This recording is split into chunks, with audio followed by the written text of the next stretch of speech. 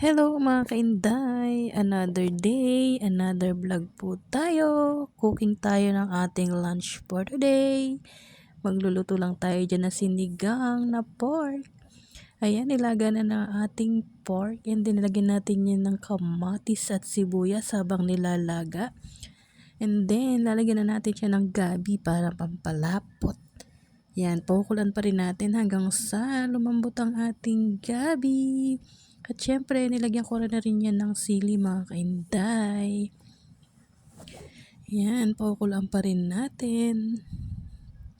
Kailangan mapalambot natin mabuti yung ating pork para masarap siyang kainin. Ayan, kumukulo na siya dyan mga kainday.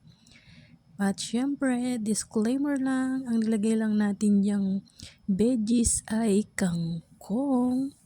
Kaya yan guys, disclaimer lang kasi yan lang nilagay natin kangkong at yan lang ang kinakain. Sayang naman kasi kung maglalagay tayo ng ibang mga gulay pero hindi siya makakain. Charot! Ayan, healthy rin naman yan. Kaya yan ang ating lunch for today. Pakukulan po natin ulit hanggang sa maluto yung ating kangkong at lalagyan na natin siya ng ating pampaasim. Ayan, mekos-mekos lang tayo. It's so yummy na mga kainday. Healthy tayo ngayon. Ayan, nilagyan na natin siya ng pampaasim dyan. At pakukulaan pa rin natin yan mga kainday. Ayan, it's so yummy. Thank you for watching. Maraming salamat sa suporta. Yan na po ang ating lunch.